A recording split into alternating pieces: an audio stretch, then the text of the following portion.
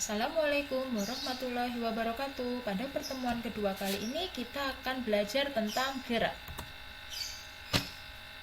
Definisi dari gerak: benda dikatakan bergerak jika mengalami perubahan posisi dari suatu titik acuan atau menempuh jarak tertentu.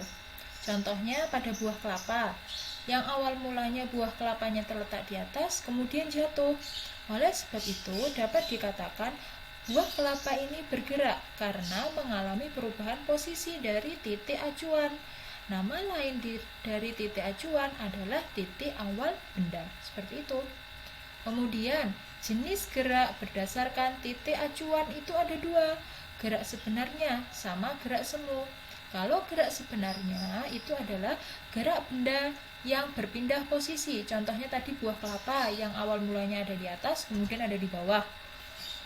Kemudian gerak semu, gerak benda yang sebenarnya diam namun seolah-olah terlihat bergerak. Contohnya kayak kita melihat bulan. Bulannya kok bergerak ya? Padahal yang bergerak adalah bumi kita bergerak mengelilingi bulan. Seperti itu. Kemudian jenis gerak berdasarkan lintasannya. Ada gerak lurus, gerak melingkar, sama gerak parabola. Kalau gerak lurus yang akan kita pelajari kelas 8 ini, tapi kalau gerak melingkar sama gerak parabola akan kalian pelajari di tingkat SMA. Seperti itu.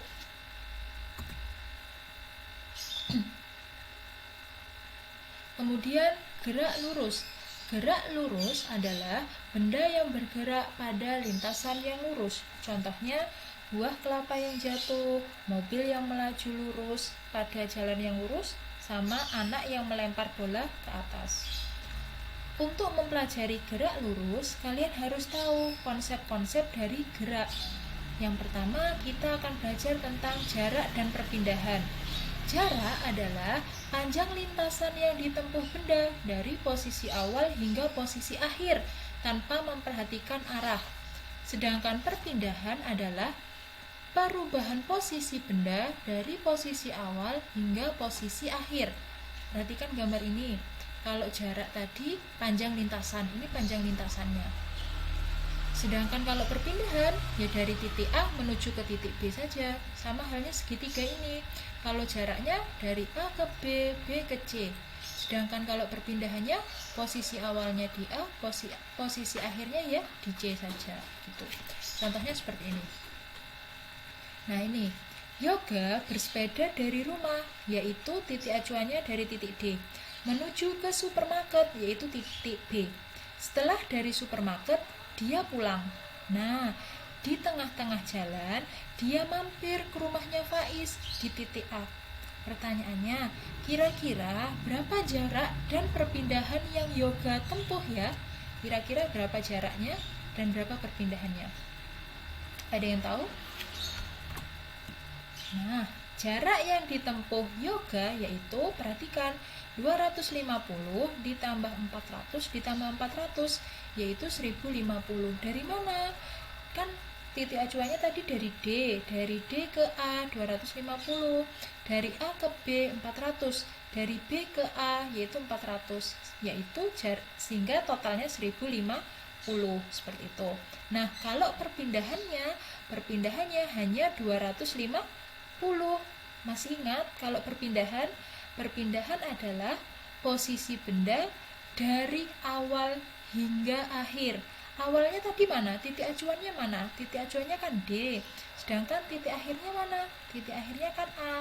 Jadi jarak dari D ke A yaitu 250. Jadi jarak yang ditempuh Yoga 1050 meter, sedangkan perpindahan yang dialami Yoga 250 meter. Seperti itu.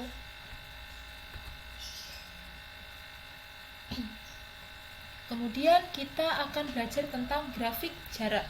Nah, perhatikan. Di sini ada cerita. Doni bermain peta umpet di taman. Doni bertugas mencari teman-temannya yang bersembunyi di taman A, di taman B, dan di taman C. Jika Doni mencari teman-temannya di taman A, B, dan C yang harus melewati titik start, serta jarak antara titik start ke seluruh taman ini sama, yaitu 8 meter, dan membutuhkan waktu 5 menit, kira-kira berapa jarak yang ditempuh oleh Doni? Oke, jadi seperti ini. Jadi awal mulanya Doni ada di titik start ya. Dari titik start menuju ke taman A. Jarak dari titik start ke taman A berapa meter? 8 meter. Waktu yang ditempuh 5 menit. Oke? Jadi Buriska ulang. Dari titik start menuju ke titik A, jarak yang ditempuh 8 meter, waktu yang ditempuh 5 menit. Kemudian dari titik A kembali lagi ke start. Berarti jarak yang ditempuh sudah berapa meter? 16 meter. Waktu yang ditempuh sudah 10 menit. Benar. Kemudian dari titik start menuju ke taman B, kira-kira waktu yang ditempuh sudah berapa menit? 15 menit, dan jarak yang ditempuh sudah 16 meter. Benar. Kemudian dari titik B kembali menuju ke titik start, berarti waktu yang ditempuh sudah 20 menit dan jaraknya yaitu 32 meter. Benar. Dari titik start menuju ke taman C, berarti waktu yang ditempuh sudah berapa menit? Yaitu 25 menit dengan jarak 40 meter. Nah, sekarang kalau dimasukkan ke tabel seperti ini. Nah, posisi awalnya tadi 0, 0 ya. Kemudian dari start ke taman A membutuhkan waktu 5 menit, jaraknya 8 meter. Kemudian dari taman A ke titik start waktunya 10 menit, jaraknya 16 meter. Kemudian dari start ke taman B waktunya 15 menit, jaraknya 24 meter. Dari taman B kembali lagi ke titik start, membutuhkan waktu 20 menit, jaraknya 32 meter. Dan dari titik start ke taman C, waktu yang ditempuh 25 menit dan jaraknya adalah 40 meter. Kalau dijadikan grafiknya seperti ini. Grafiknya akan naik seperti itu. Nah, sekarang konsep yang kedua adalah kelajuan. Kelajuan merupakan jarak yang ditempuh tiap satuan waktu. Kelajuan termasuk besaran skalar dan nilainya selalu positif. Alat ukur untuk menghitung kelajuan adalah speedometer. Rumus dari kelajuan yaitu V sama dengan S per T. V itu adalah kelajuan, satuannya meter per sekon. S adalah jarak yang ditempuh, satuannya meter, sedangkan T adalah waktu yang ditempuh. Kalau mau mencari kelajuan rata-rata sama, S dibagi T, tapi jaraknya semua dijumlah, dibagi, T-nya juga dijumlah. Kemudian S sama T-nya dibagi, sama saja. Kemudian kecepatan. Kecepatan itu adalah perubahan posisi benda terhadap waktu atau perpindahan tiap satuan waktu. Kecepatan itu merupakan besaran vektor sehingga memiliki arah. Alat untuk mengukur kecepatan, itu kecepatan ya, bukan kelajuan. Alat ukur untuk mengukur kecepatan itu adalah velocimeter. Nah, kemudian bagaimana cara mengukur kecepatan? Rumusnya yaitu V sama dengan delta S per delta T. Kenapa kok pakai ada anak panah ini? Perhatikan, karena kecepatan ini memiliki arah. Jadi atasnya dikasih anak panah. Sama dengan delta S per delta T. Delta S itu adalah perpindahan, delta T adalah waktu selama perpindahan. Seperti itu. Jadi rumus dari kecepatan sama kelajuan itu hampir sama. Kemudian yang terakhir, kan kita membahas tentang gerak lurus, ya kan? Nah, gerak lurus itu macamnya ada dua, yaitu gerak lurus beraturan atau GLB yang akan kita pelajari habis ini, dan yang kedua adalah GLBB yang akan kita pelajari esok. Nah, GLB terjadi jika benda bergerak dengan kelajuan yang konstan atau selalu tetap. Contohnya, perhatikan gambar. Kedudukan awal mobil itu ada di titik A, ya kan? 1 sekon pertama mobil melaju sejauh 5 meter. 1 sekon kedua mobil juga melaju 5 meter. Kemudian 1 sekon yang ketiga, mobil melaju sejauh 5 meter. Kalau ditaruh di tabel seperti ini. Pada waktu 0, jaraknya ditempuh 0. Pada waktu yang ditempuh 1, jaraknya yang ditempuh 5 meter. Pada waktu yang kedua, jarak total yang ditempuh 10, tetapi kan jarak yang ditempuh sebenarnya kan 5 meter kan. Kemudian pada waktu yang ketiga, jarak yang ditempuh totalnya 15 meter. Kalau dibuat grafiknya naik seperti ini. Nah, karena kecepatan pada GLB itu tetap, ini kan tetap, kecepatannya kan tetap, maka bisa digambarkan grafiknya seperti ini.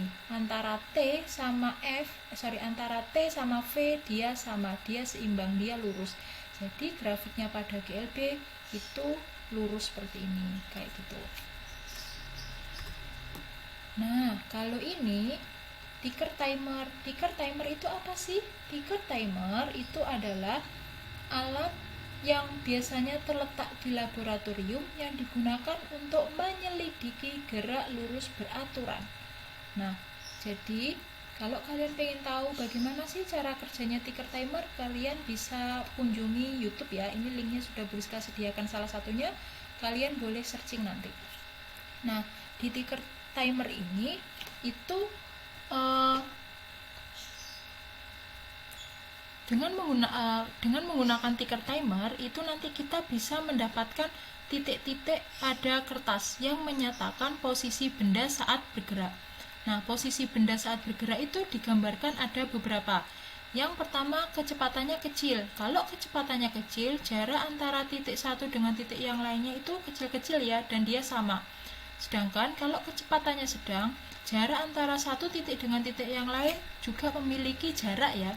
Sedangkan kalau kecepatannya tinggi, nah kecepatan tinggi, jarak antara satu titik dengan titik yang lain itu cukup jauh seperti itu. Jadi ticker timer itu yang termasuk alat ukur atau termasuk membuktikan GLB sama GLBB pada laboratorium kita, Namun sayangnya di kita belum ada percobaan ticker timer ini. Kalian bisa searching sendiri di YouTube seperti itu. Nah, itu tadi materi tentang gerak. Terima kasih.